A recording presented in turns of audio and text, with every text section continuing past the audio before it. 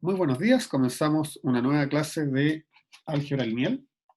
El tema de hoy comienza con la multiplicación de una matriz por un escalar. Eso corresponde a la definición 5 que tenemos acá. Entonces, ¿qué es lo que ocurre? Que vamos a considerar que tenemos una matriz, ¿cierto?, definida en el conjunto de las matrices de m filas y n columnas, a coeficientes en algún cuerpo K. Típicamente K son los reales de los complejos, pero les recuerdo que podría ser cualquier cuerpo. Y vamos a considerar ahora un elemento del cuerpo, K minúscula, y vamos a definir la multiplicación del escalar K por la matriz A como una matriz nueva que vamos a denotar por K veces A, digamos. ¿Y qué es lo interesante? Y permítanme ser enfático en esto, estamos introduciendo una nueva matriz, y si yo quiero introducir una nueva matriz, lo que yo tengo que hacer es decir cuáles son sus componentes. Entonces yo digo, mire, para cualquier fila y para cualquier columna, el elemento de la fila I, columna J, de esta nueva matriz KA, está dado simplemente por la multiplicación de K por el elemento IJ de la matriz original. Esta es una forma un poquito, quizás media redundante, si ustedes quieren, de decir, cuando yo tenga, por ejemplo, en R el escalar 3, y en las matrices de 4 filas y 3 columnas, esta matriz que tengo acá, esto juega el papel de nuestra matriz A, la matriz 3 veces A va a estar dada por multiplicar cada elemento de la matriz por 3. ¿Sí? Y de esa manera, 3 veces esta matriz corresponde a la matriz que yo tengo acá. ¿Ok? Súper sencillo. Siguiente paso en la multiplicación de matrices es la idea de producto interno de vectores. Y acá notemos algo. Llamamos producto interno de vectores, pero tal vez podríamos decir, si recordamos que un vector no es otra cosa que un caso particular de matrices, podría ser un producto interno de matrices de varias columnas, perdón, de varias filas y una sola columna. Entonces, dados dos vectores en K a la n, que es una forma de decir, recuerden esto, las matrices de n filas por una columna, pero fíjense, en vez de notar todo eso, anotamos simplemente K a la n, definimos el producto punto entre ellos por esto que está acá, lo vamos a anotar como un puntito grueso, si ustedes quieren, y es simplemente la sumatoria de la componente yésima del vector A por la componente yésima del vector B. Esto también lo podemos denotar con estos paréntesis de corchete. ¿Ok? Y veamos un ejemplo para que nos quede clara la notación. El producto punto del vector 1, 2, 3, 4 por el vector 10, 20, 20, 40. Ojo con algo, ¿eh? Que como lo dice acá, ambos vectores tienen que tener el mismo tamaño. Va a estar dada por el primer elemento acá, por el primer elemento acá, A sub 1, si ustedes quieren, por B sub 1, más A sub 2 por B sub 2, más A sub 3 por B sub 3, miren ahí, este debería ser 20, más A sub 4 por B sub 4. ¿Les queda claro? Sí, profe. Entonces, los que son de diferente tamaño no se pueden multiplicar. No puedo hacer producto punto de dos vectores de distinto tamaño. No, está definido para vectores del mismo tamaño. ¿Ok? Ya. ¿Profe? Y con eso, ¿Profe? sí. ¿Podría ser por un vector columna por un vector fila? Ah, la respuesta es depende cómo lo vamos a entender. Mira, déjame avanzar un poquito y va a quedar claro lo que quiero decir. Supongan ustedes que tienen, vamos a definir primero el producto de matrices. Dos matrices, una matriz A de m filas y n columnas y una matriz B de n filas y q columnas. Súper importante notar acá que una matriz tiene un tamaño m por n y la otra matriz tiene un tamaño n por q. Dicho eso, vamos a poder introducir una nueva matriz, una matriz que vamos a llamar AB, que es lo que vamos a llamar la matriz producto de A por B, que va a ser una matriz, fíjense, que tiene m filas y q columnas, o sea, tiene la cantidad de filas de la primera y la cantidad de columnas de la segunda.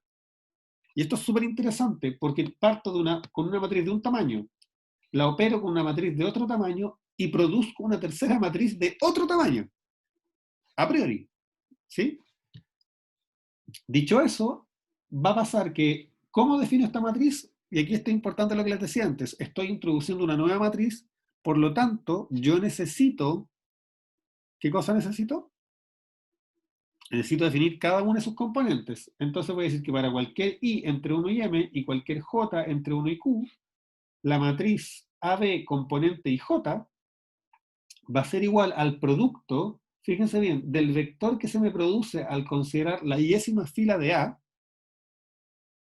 multiplicado producto punto con el vector que se me produce al considerar la jésima columna de B. ¿Qué me está diciendo esto? Que, bueno, vamos a ver un ejemplo al tiro. Y eso, como yo sé que el producto punto no es otra cosa que una sumatoria, va a ser igual a la suma desde 1 hasta n de fíjense que está acá en esta sumatoria está fija la primera coordenada en la matriz A, porque tengo fija la fila, mientras que tengo fija la segunda coordenada de B, porque en B tengo fija la columna. Y lo que hago es ir multiplicando término a término y sumar. En otras palabras, uno puede decir que el elemento ij de la matriz producto corresponde al producto punto entre la iésima fila de A por la jésima columna de B. ¿Sí? Veamos un ejemplo para que quede claro. Fíjense bien, parto acá de una matriz que tiene dos filas y tres columnas. Cuando yo tengo una matriz que tiene 3 columnas, eso significa que yo puedo multiplicar, poner a la derecha de ella para multiplicar cualquier matriz que tenga 3 filas. No importa su número de columnas no importa el número de columnas de esta, sino el número de filas que va a tener. Entonces, una vez que el número de filas de esta es igual al número de columnas de esta, las puedo multiplicar. Y la definición me dice que el primer elemento de la matriz producto, o sea, el que va a ir acá, no es otra cosa que el producto punto del vector que se forma con esa fila multiplicado por esta columna. Entonces, cuando yo hago producto punto de esta fila con esta columna, lo que yo tengo que decir es primer elemento por primer elemento, está anotado ahí. Segundo elemento por segundo elemento, está anotado acá. Tercer elemento por tercer elemento, y eso es lo que tengo anotado acá. El resultado de esa operatoria, que si se fijan es 1 por 1, 1 más 0 menos 1 es 0 y es lo que está anotado acá y corresponde al primer elemento de la matriz producto. Al primer elemento de la primera fila de la matriz producto. ¿Qué pasa ahora con el segundo elemento, el que va a ir acá? ¿Cómo calculo el que está ahí? Bueno, tomo la primera fila, le hago producto punto con la segunda columna y eso me da el elemento de la primera fila, segunda columna acá. Y eso va a ser, fíjense bien, 1 por 0, está ahí. 0 por 2, está acá. Menos 1 por 1, está acá. Y el resultado de eso es menos 1 y ese es el valor que anoto ahí. Ahora, para la segunda fila de la matriz producto, porque recuerden que esta matriz producto va a tener tantas filas como el primer factor y tantas columnas como el segundo. Por lo tanto, la matriz producto va a tener 2 filas y 2 columnas. Para la segunda fila, para el primer elemento, lo que tengo que hacer es tomar esa fila y multiplicarla por este vector. Y eso es lo que hago acá. Fíjense, tomo 1 por 1, está ahí. 2 por 1, está acá. 0 por 1, perdón, 0 por 1 y está ahí. Y el resultado de esa suma está acá y es 3. Y por último, para calcular el último elemento que corresponde al elemento de la segunda fila y segunda columna de la matriz producto, tengo que tomar la segunda fila del primer factor y la segunda columna del segundo factor. Entonces, vamos a hacer 1 por 0, está ahí, 2 por 2, está acá, 0 por 1, está ahí. Y el resultado de esos 4, y eso es lo que anoto acá.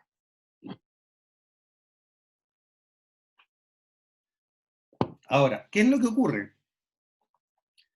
Y esta es una observación muy importante.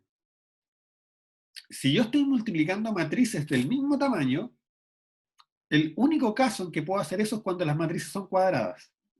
Por ejemplo, si ambas tienen 4 filas y 4 columnas, las puedo multiplicar. Matrices cuadradas, yo las puedo multiplicar entre ellas si son del mismo tamaño. Sin embargo, si no son cuadradas, supongan ustedes que tienen simplemente una matriz. Vamos a agregar otro ejemplo de esta matriz, que tiene 1, 2, 3, 4, 5, 6. Eso que está ahí, yo no lo puedo multiplicar con la matriz 2, 2, 1, 1. Ese producto no está definido. ¿Y por qué no está definido? Porque fíjense que acá tengo 3 columnas y acá tengo solamente 2 filas. Entonces, si trato de hacer el producto punto entre esta fila y esta columna, no me resulta. ¿Ok?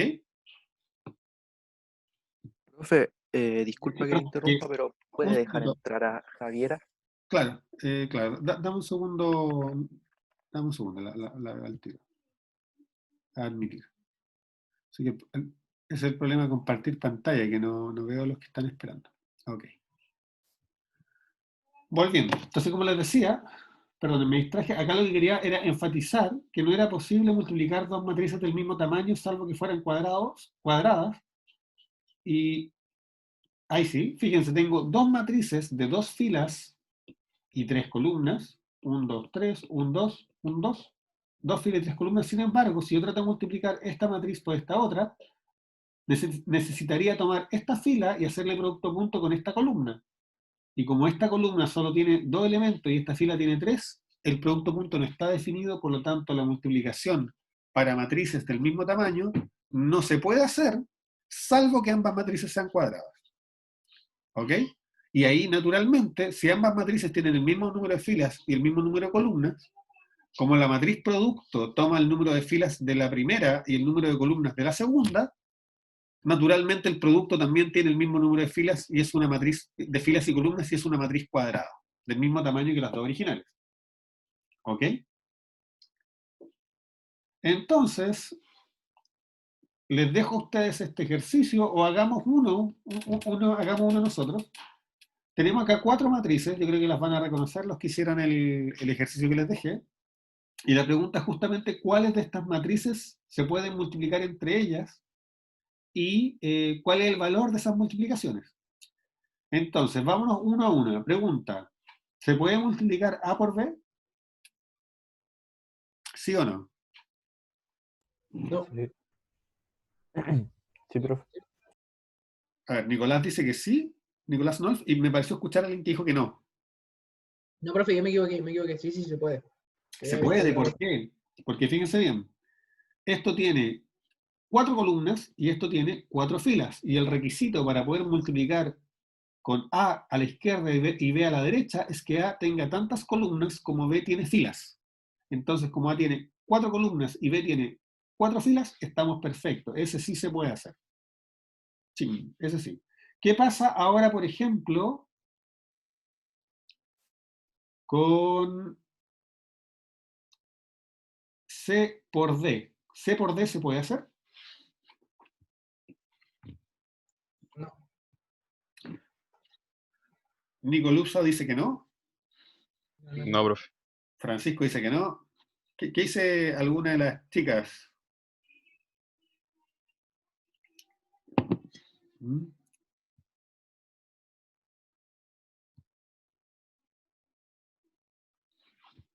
¿No? ¿Nadie más quiere opinar? Bueno, la respuesta es que no se puede. ¿Por qué? Porque resulta que C tiene solo una columna. Entonces, si yo trato de hacer producto punto de C de la primera fila de C por la primera columna de D, nos resulta porque este tiene 4 elementos y este elemento tiene solo uno. ¿Sí? Así que ese no se puede. Les dejo a ustedes probar todas las combinaciones posibles y como hice el ejercicio, cuando sea posible la combinación, hagan el ejercicio de calcular la multiplicación. Es muy importante que se suelten con el tema de cálculos con matrices. ¿Ok? Que les sean naturales. Bien. Vamos a introducir un concepto ahora que es muy importante y es el de vector canónico. Entonces, ¿qué es un vector canónico? Vamos a darnos algún n mayor o igual que 1 Entonces puede ser 1, puede ser 2, puede ser 3, puede ser 100, da lo mismo. Y para cualquier valor de i entre 1 y Sn, vamos a llamar iésimo vector canónico de tamaño n. A ese vector lo vamos a anotar como E sub i super n. A veces va a ocurrir que el n va a estar súper claro. Por ejemplo, si estamos haciendo un ejercicio y n vale 5, durante todo el ejercicio no vamos a anotar este n acá arriba, porque sabemos que estamos hablando del vector canónico de tamaño 5. ¿Ok? Entonces, si más adelante desaparece el de arriba, es solo porque está claro del contexto. Pero en general uno debería decir, bueno, pongamos ahí el n para recordarnos que estamos en ese tamaño. Y como esto es un vector, eso significa, ¿cierto?, que es un tipo vertical. Lo que yo tengo que hacer es decir cuánto vale cada una de sus filas, ¿sí? O cada una de sus componentes. Y este vector vamos a decir que su componente va a ser, la jésima componente va a ser 1, si j es igual a i, y va a ser 0 en todos los otros casos. Entonces, por ejemplo, si pensamos en el vector canónico de tamaño 4, el segundo vector canónico de tamaño 4 es el que tiene un 0 en la primera componente, un 1 en la segunda y 0, 0. ¿Por qué? Porque acá para j igual 2 solamente estoy en que j es igual a i, entonces en ese momento valgo 1. ¿Sí?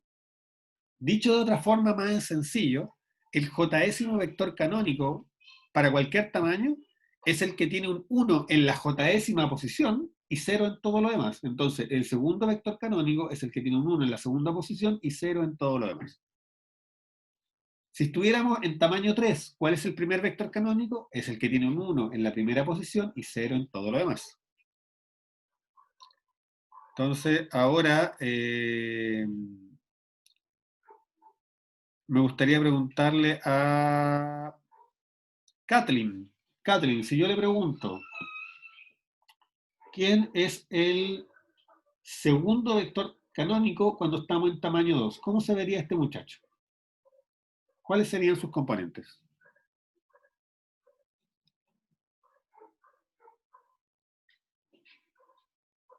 ¿Dos? ¿Mm? ¿Dos? Tiene dos componentes, estoy de acuerdo. ¿Y cuál sería la primera?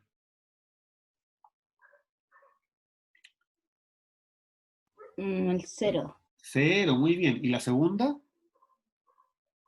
¿0? No, la segunda sería 1. ¿Por qué? Porque 1. recuerden, Ah, ya sí, está algo perdida. no se preocupe, el vector canónico, el segundo vector canónico es justamente aquel que tiene un 1 en la segunda posición y 0 en todo el resto.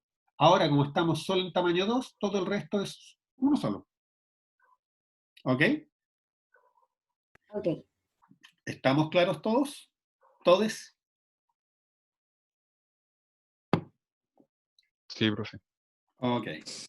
Entonces, miren, vamos a hacer una pequeña proposición. Resulta que cuando yo tengo una matriz de m filas y n columnas, ¿se acuerdan de la transposición de vectores? ¿Cierto? Eso lo vimos en la clase pasada. Que era el traspuesto. Estos vectores, los vectores EI, ya dijimos que son vectores columnas, porque cuando no le pongamos apellido, los vectores van a ser columnas. Este vector EI, cuando yo le tomo traspuesta, lo transformo en algo que está acostadito. Entonces, al estar acostadito, tiene una fila y m columnas, porque estoy en tamaño m. Entonces, eso hace que por la izquierda pueda multiplicar cualquier matriz que tenga m filas. Si A, y justamente como A tiene m filas, yo puedo multiplicarlo por la izquierda por un vector de tamaño m, siempre y cuando lo transponga. ¿Sí? Porque tiene que estar acostadito y los vectores para nosotros siempre están de pie. Y por otro lado, si la matriz A tiene n columnas, eso significa que cuando yo me paro en cualquier fila de A, la fila de A tiene un largo n, así que puede multiplicar cualquier cosa que tenga n filas. Y eso es exactamente un vector de tamaño n, un vector que tiene una columna y n filas. Así que cuando yo tengo una matriz A de m por n, yo la puedo multiplicar por la izquierda por un vector canónico acostado de tamaño m, y la puedo multiplicar por la derecha por un vector de pie de tamaño n. Y pasa algo muy interesante, que es cuando hago esa operación de multiplicar por la izquierda por un vector canónico, traspuesto, lo que yo obtengo es la iésima fila de A, mientras que si yo multiplico por la derecha por un vector canónico, obtengo la jésima columna de A. Esto que parece una cosa algebraica después nos va a ser muy útil. ¿Sí? Es muy importante siempre guardar este resultado en la cabeza de que cuando yo multiplico por vectores traspuestos por la izquierda, le saco filas a A, recupero su fila, y que si yo multiplico por vectores por la derecha, recupero sus columnas. ¿Para qué nos sirve esto? Porque, por ejemplo, si ustedes estuvieran haciendo un programa, ahora que están haciendo programación en paralelo, en que yo les preguntara, produzca un código que dado una matriz me retorne una fila, ese código podría ser simplemente multiplicar la matriz por el vector canónico traspuesto correspondiente a la fila de A que yo quiero conocer. ¿Ok?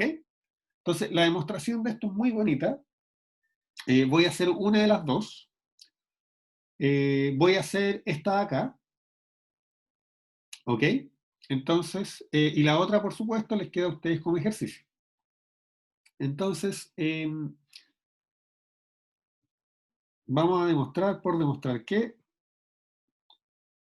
el resultado de multiplicar A por el jésimo vector canónico de tamaño n es exactamente la columna J de A.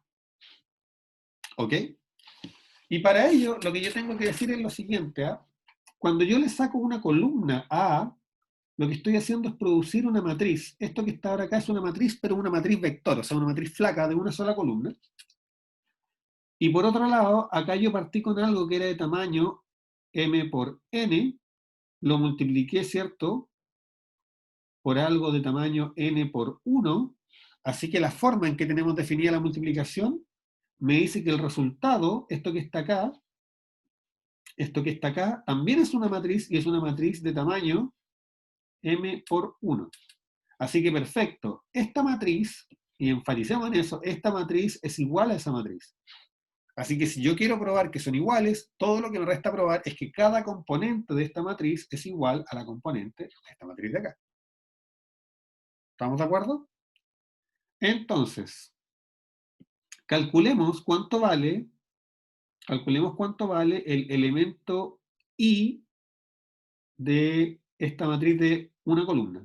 Entonces, A por SUNJ, elemento I, columna 1, típicamente cuando la columna es solo una, uno no lo anota, pero lo voy a escribir así para enfatizar.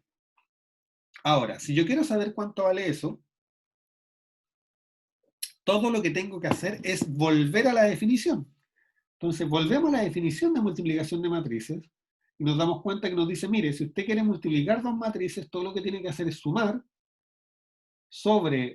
con quieta la fila de la primera columna, perdón, de la primera matriz, sobre todas sus columnas, y multiplicarlo por todas las filas de la jésima columna de la segunda. Entonces, en nuestro caso, esto se traduce a que esto es la suma desde k igual 1 hasta n de A por, fíjense, dejamos quieto el I, k, multiplicado por e a la nj, elemento k,1. Perdón, k,1. ¿Ok? Pero, ¿qué es lo que pasa? Fíjense bien. Acá yo estoy sumando un montón de números multiplicados por lo que hay dentro del vector canónico. Nicolás Nolf, ¿qué cosas tengo dentro del vector canónico? Ceros y unos. Ceros y unos, exacto, Nicolás. Entonces, si tengo ceros y unos, uno se puede preguntar, ¿y tengo hartos unos o tengo más ceros que unos? ¿Qué es lo que tengo yo? Tiene J1. Error, tengo solo un 1 en la posición jésima, pero el resto son solo ceros. Entonces, si yo desarrollara esta sumatoria, vería algo así como esto, miren. A de la posición fila I, columna 1, multiplicado por 0, suponiendo que I es distinto de J, ¿cierto? O sea, perdón, que J es distinto de 1, más hasta que llego al A y J por lo que hay en el vector canónico en la posición J, que en la posición J yo tengo un 1 más muchos ceros. No sé si están de acuerdo. Y por lo tanto, me doy cuenta que el único término que sobrevive de esta sumatoria, yo digo acá que estoy sumando sobre todos los K, pero la verdad es que solo cuando K es igual a J me encuentro con algo distinto de 0 aquí. Por lo tanto, solo cuando K es igual a J, sumo. En el resto del tiempo estoy multiplicando por 0, así que no agrego nada. Así que el resultado de esto es simplemente A sub IJ. Ah, pero A sub IJ no es otra cosa, fíjense bien, que cuando yo miro la columna jésima y miro el elemento I de la posición 1, porque la columna jésima, les recuerdo, es un vector, así que tiene solamente una columna, que es lo que estoy anotando ahí.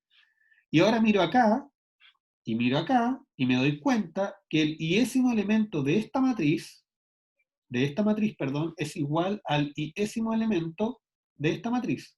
Y como ya sabíamos que tenían el mismo tamaño, la conclusión es que entonces estas dos matrices son iguales.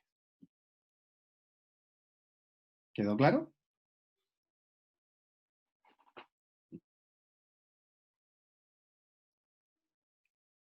Profe, yo entendí el concepto, pero la demostración está un poco... La voy a repasar por los K y esas cosas. Pero igual entendí. Déjenme repasarla yo también. Y miren, acá lo fundamental es lo siguiente. No hay que olvidar que esto que está acá no es otra cosa que decir, va a ir recorriendo la fila I de la matriz K, multiplicándola por lo que está en la posición K de la otra matriz, en la columna 1 en este caso que está fija, y esos resultados los va a ir agregando. Pero ¿qué pasa? Que esta cajita de acá, cuando yo miro el vector canónico, es una caja particular. Miren cómo son los vectores canónicos. Los vectores canónicos son muchos ceros y solo un 1. Esa es su característica fundamental. El vector canónico tiene solo un 1 en una posición que está dada por el numerito que está acá. Entonces, este fíjense que tiene el 1 en la posición 2, este tiene el 1 en la posición 1, este tiene el 1 en la posición 2. Entonces, perdón, no importa por qué yo multiplique acá. Lo que yo sé que en muchos casos lo que estoy poniendo acá para multiplicar vale 0. Entonces lo único que me tengo que preocupar es qué pongo acá cuando acá coloco 1, que es una sola vez. ¿Y en qué vez es que este vale 1? Cuando K es igual a J. Y cuando K es igual a J, este elemento de acá vale A sub IJ. Y eso es lo que tenemos puesto ahí. Esto que está acá es solamente para que lo vean más gráficamente, pero en realidad uno podría no anotar eso y simplemente decir, bueno, este término de acá solo es distinto de 0 cuando K vale J, así que lo único que me sobrevive a esta suma es el elemento IJ de A. ¿Mejor?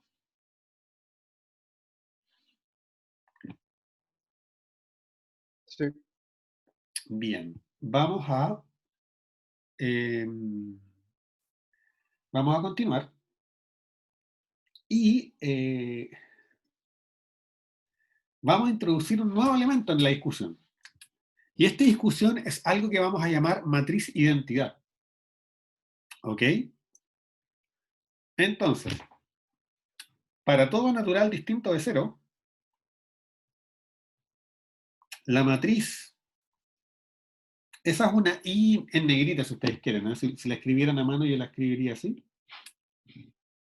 Esa matriz I, que es lo que yo voy a llamar la identidad tamaño n, no es otra cosa que una matriz que en cada columna tiene un vector canónico. Ahora los tiene ordenados de izquierda a derecha, entonces la primera columna de IN es el primer vector canónico, la segunda columna de IN es el segundo vector canónico, la tercera columna de IN es el tercer vector canónico y así sucesivamente. Cuando uno hace eso, rápidamente se da cuenta de algo. Primero, que esta matriz tiene un montón de ceros. ¿Sí? ¿Por qué? Porque sus columnas tienen un montón de ceros.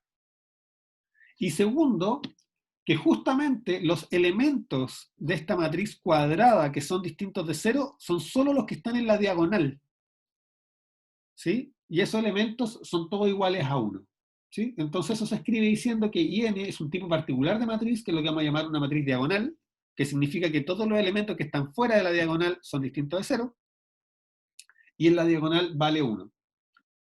Pero esto es lo más interesante, que si yo tomo cualquier matriz de tamaño m por n, y yo multiplico A por la izquierda por la identidad de tamaño m, o por la derecha por la identidad de tamaño n, o sea, las identidades que corresponden para poder multiplicar, en ambos casos el resultado es la matriz A original. ¿Qué es lo que me está diciendo esto? Me está diciendo que esta matriz es una matriz especial con respecto a la multiplicación de matrices. ¿Sí? ¿Cómo le llamamos a un elemento que hace esto? Neutro. Es un neutro. ¿Conmutativo? Es un neutro No. para la multiplicación, ¿ok? Profe, podríamos decir que es conmutativo igual, ¿o no? No, de hecho, no, porque fíjate en algo muy importante. Esa matriz es de tamaño n y esta es de tamaño m. O sea, esa matriz y esa matriz son distintas. Ya. Si A no es una matriz cuadrada, estas matrices son distintas. Entonces no podríamos hablar de conmutatividad acá.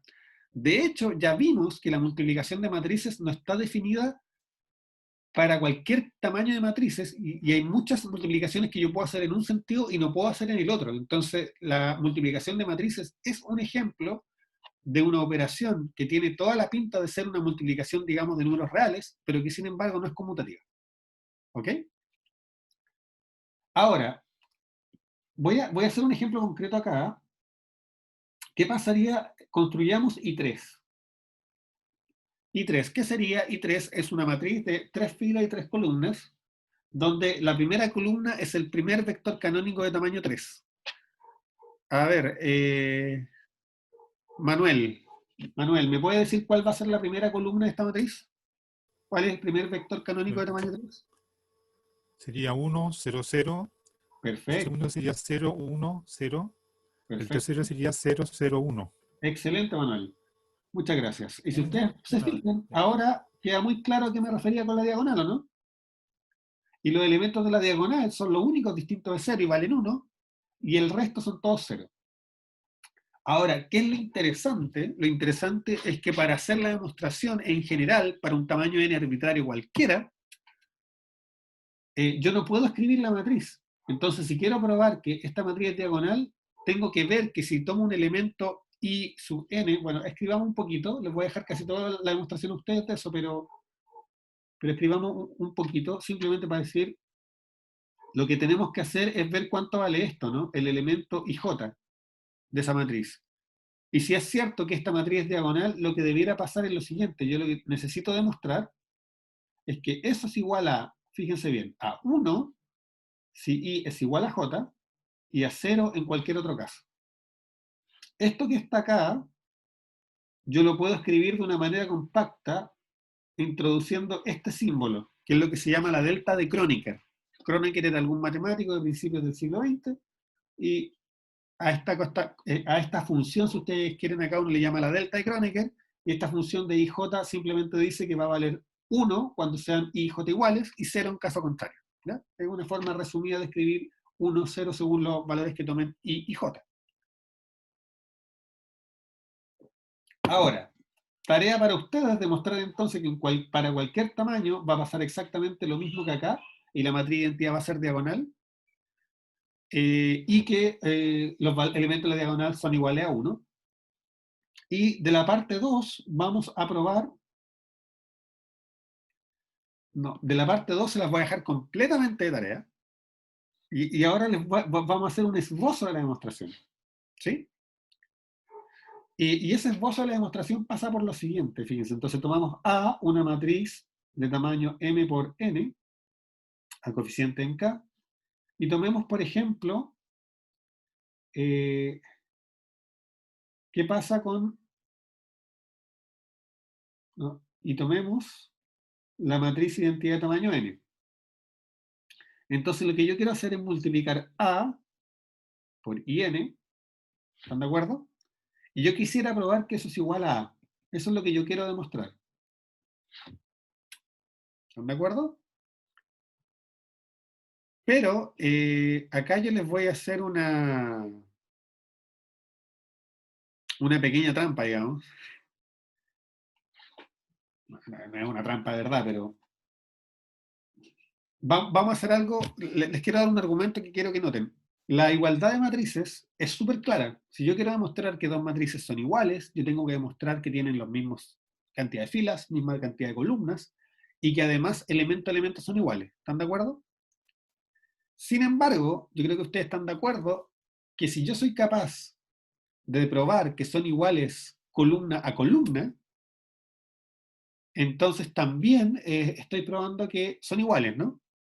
Si yo puedo probar que las columnas de una matriz son todas iguales a las columnas de la otra y ya sé que son del mismo tamaño, es lo mismo. Es equivalente. Y ahora, ¿qué es lo que ocurre? ¿Por qué quiero usar ese argumento? Quiero usar ese argumento por lo siguiente.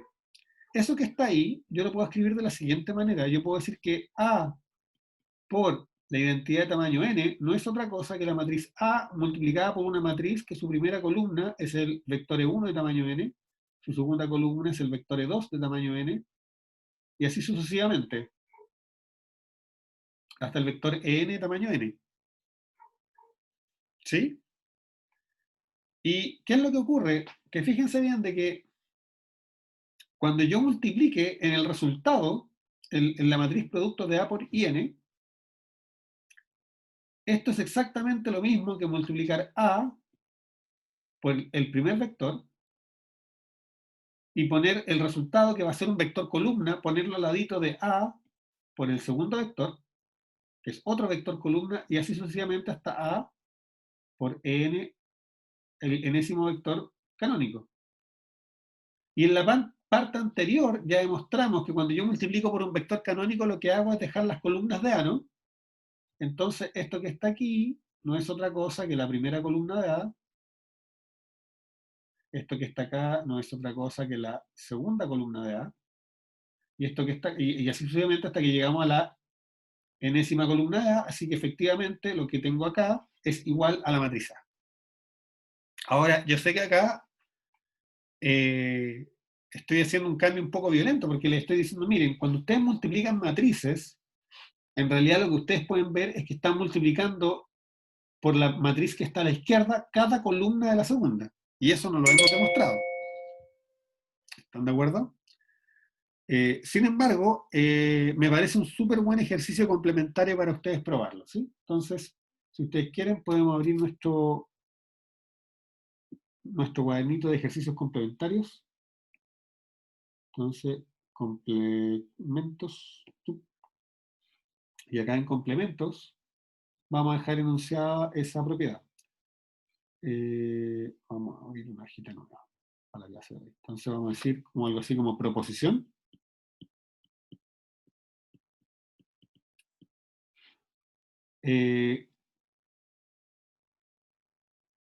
Escribámoslo bien. Dada una matriz A que pertenece a las matrices de M por N a coeficiente en K, y B, una matriz que pertenece a las matrices de N filas y Q columnas a coeficientes en K, ¿sí? Dadas ambas cosas, el producto de A por B, ¿sí?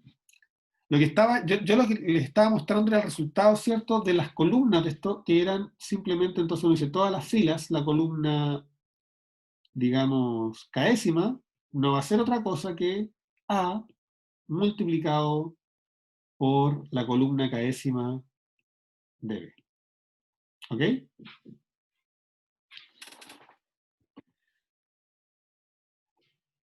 Así, si yo miro la matriz A, B, porque dado que las matrices son cajas de números, yo puedo mirarlas como un conjunto de columnas o un conjunto de filas. Si yo la quiero mirar como un conjunto de columnas, la matriz producto, y quiero ver cuánto vale la késima columna, eso es simplemente la matriz que está por la izquierda multiplicando la késima columna de B. Si quieren lo podemos... Déjenme mirar algo, veamos cómo estamos entre lo que quería hacer hoy. ¿Cuánto me falta? Uy, me falta bastante para llegar a lo que... Sí, ya. Se los voy a dejar de ejercicio porque si no, no vamos a alcanzar a ver lo que tenemos que ver hoy. Pero les queda ese ejercicio, yo después les subo esa hojita y como siempre, si no lo pueden hacer, lo podemos revisar la próxima clase. Bien. Introducimos entonces el siguiente concepto en nuestra discusión, y el siguiente concepto a introducir es el de matriz inversa. Y acá hay que ser bien cuidadoso, porque como ya les he ido adelantando, la multiplicación de matrices no es conmutativa. Y de hecho, no siempre se puede hacer, o sea, ni siquiera se puede calcular a veces. No es solamente que al multiplicarlas no nos dé el neutro, sino que a veces ni siquiera se puede realizar la multiplicación. Por lo tanto, acá cobra todo el sentido de lo que hablamos en estructura algebraica, de diferenciar una inversa por la izquierda y una inversa por la derecha. Entonces, vamos a decir que una matriz A tiene inversa por la izquierda si existe una matriz B, que cuando yo hago B por A me da la identidad. Vamos a decir que A tiene una inversa por la derecha, si existe una matriz B, tal que cuando yo hago A por B, eso me da la identidad. Ahora, fíjense que me dan identidades de distinto tamaño, porque en principio la matriz B por A y la matriz A por B tienen distinto tamaño si las matrices no son cuadradas. Solo en el caso que el número de filas y de columnas sea igual para A, vamos a decir que A tiene una inversa, si tiene inversa por la izquierda y la derecha, o dicho de otra manera, si existe una matriz B, tal que cuando yo hago A por B, es lo mismo que B por A y es lo mismo que la identidad de tamaño N. Pero eso solo en el caso en que ambas matrices son cuadradas. ¿Ok? Entonces, por ejemplo, acá hay un ejercicio muy sencillo que dice, muestre que esta matriz de acá es su propia inversa.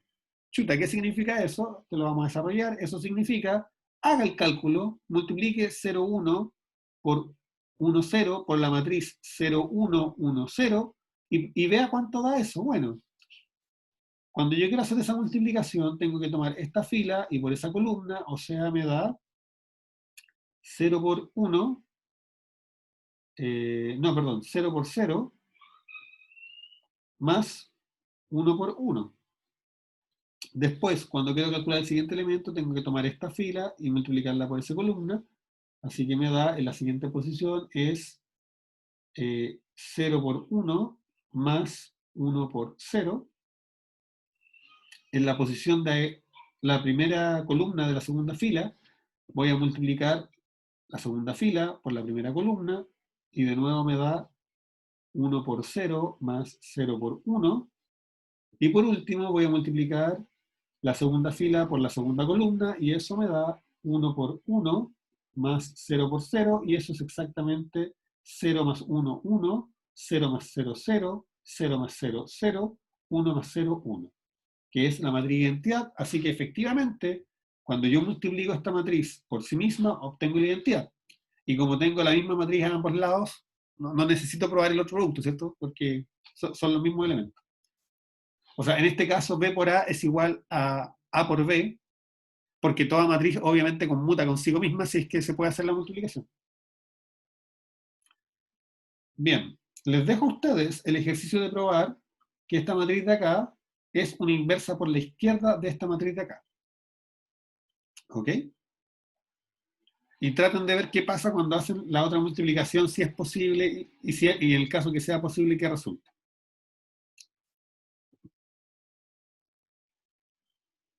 Ahora vamos a introducir un poquito de lenguaje a las matrices invertibles, o sea, a aquellas matrices que tengan una matriz inversa, las vamos a llamar matrices regulares. ¿Sí? Ahora, ojo, que para ser invertible había que ser cuadrado, porque estamos hablando de tener matriz inversa y no de inversa por la izquierda o inversa por la derecha. Entonces esto está acotado a las matrices cuadradas, vamos a llamarlas regulares si tienen inversa, singulares en caso contrario. A lo que vamos a llegar es que el conjunto de matrices dotado de esta suma y de esta multiplicación son un anillo, y de hecho son un anillo unitario, pero no conmutativo. ¿Sí? Y cuando tengamos que A tiene una inversa, a su inversa la vamos a llamar A a la menos 1. ¿Sí? Y por último, este es un punto que vamos a ver harto más adelante. Vamos a probar que en realidad, cuando yo encuentro una inversa por la izquierda para una matriz cuadrada, es automáticamente inversa por la derecha. ¿Sí? Porque en principio, si yo tengo una matriz que su inversa no es sí misma, como en este caso, la definición me dice que tengo que probar que A por B es la identidad y después tendría que ver si B por A es también la identidad. ¿Sí? Porque les recuerdo que la multiplicación a priori no es conmutativa.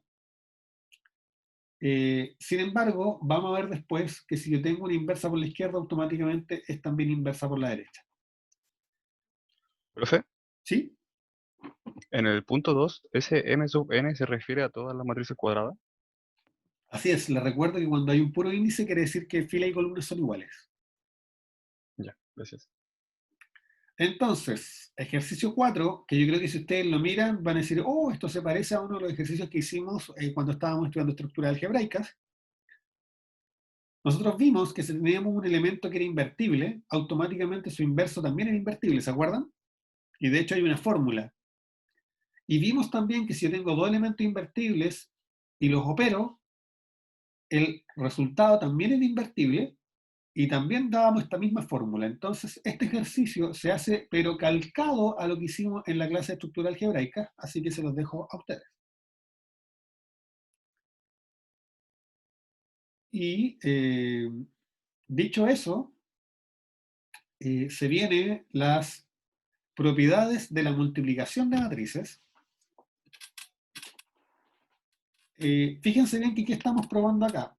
Bueno, se dice que se satisface para una matriz A, B y C con tamaños compatibles para poder multiplicar las tres, que la multiplicación es asociativa. ¿Sí? Les recuerdo que en el minuto que teníamos asociatividad para la multiplicación, inmediatamente los inversos eran únicos. Eso es una propiedad para cualquier estructura algebraica. ¿Sí? Si tengo un conjunto dotado de una ley de composición interna asociativa, en caso de existir inverso, el inverso era único, ¿se acuerdan? Así que esto es lo que justifica el punto 2 de nuestra observación, que la inversa es única y que esa inversa la podemos denotar por A a la menos 1. Y lo siguiente que probamos es la distributividad de la multiplicación con respecto a la adición cuando las dimensiones son compatibles, pero como no sabemos, y de hecho sabemos que no es conmutativa la multiplicación, tenemos que probarla por la izquierda y tenemos que probarla por la derecha. Tenemos que probar que la multiplicación distribuye por la izquierda y que también distribuye por la derecha. ¿Ok? Perfecto, estamos súper bien. Ya. ¿Queda claro lo que queremos probar?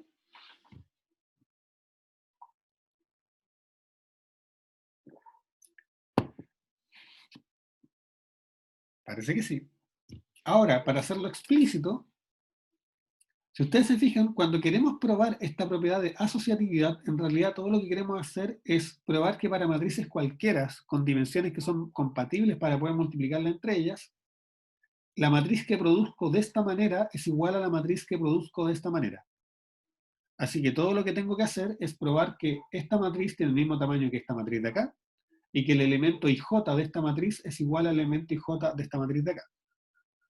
Lo mismo para las propiedades que siguen. Yo tengo que probar que el elemento IJ de esta matriz es igual al elemento IJ a esa matriz que produzco ayer. Y lo mismo acá, siempre y cuando, por supuesto, todos los tamaños sean compatibles para poder hacer los cálculos. Entonces, yo voy a hacer la demostración de una de las tres propiedades. Les dejo a ustedes escoger cuál y las otras dos van a quedar de tarea.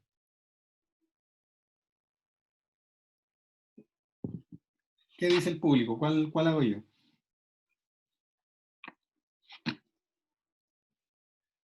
Yo encontré más difícil la distributividad. Bueno, ¿Qué opinas? Si alguien... ¿sí? Miren, en este caso particular, la más difícil es la primera, así que voy a hacer esa. Me siento culpable de dejarle porque es bastante más difícil, digamos. Entonces hagamos la 1. Pero quería ver si olían que eso era lo más complicado y van a ver al tiro por qué. Entonces, primero tamaños o dimensiones. Fíjense que tengo A multiplicando a BC, ¿cierto? A dijimos que era, miremoslas, de M por N. B es de N por P. Y C es de P por Q. Así que si se fijan, cuando hago esas dos me queda algo de n por q. Perfecto, lo puedo multiplicar por algo de m por n y el resultado va a ser algo de m por q. ¿Ok? ¿Qué pasa con el otro lado? ¿Qué pasa cuando yo hago AB y después lo multiplico por C? Bueno, tomo algo de m por n, lo multiplico por algo de n por p, y después eso lo voy a operar con algo de p por q. El primer resultado es algo de m filas y p columnas, y esto algo de p por q, perdón. Así que esto me produce algo de m filas, q columnas. Así que estamos ok, tienen las mismas dimensiones, ¿están de acuerdo? Así como, check, no hay problema. Entonces ahora todo lo que tenemos que ver es que el elemento ij de la primera matriz es igual al elemento ij de la segunda matriz para todo i entre 1 y m y para todo j entre 1 y q.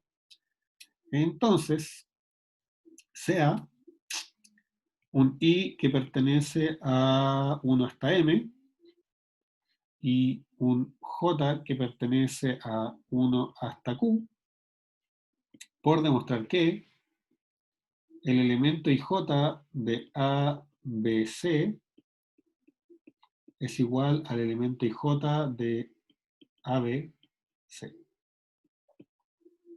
¿Estamos de acuerdo? Dicho eso, calculemos, pues esto es todo lo que hay que hacer. En efecto, cuando yo calculo, si yo calculo el elemento ij de esta matriz, eso tiene una definición muy clara, que es con la sumatoria. Digo, esto es la suma, para k igual 1 hasta la cantidad de columnas de A, que es n, del elemento ik de la primera matriz por el elemento kj de la segunda. ¿Sí? Pero resulta que el elemento kj de la segunda matriz, de nuevo es una matriz producto, entonces tengo que escribirlo como una sumatoria en sí mismo. Y esto es la suma, desde k igual 1 hasta n, de a y k, multiplicado por la suma, desde L igual 1 hasta... Ahora fíjense que la matriz V tiene P columnas, así que voy a sumar hasta P, de V, coordenada, estoy en la coordenada KJ, así que fila K, columna L, por C, L, J. ¿Ok?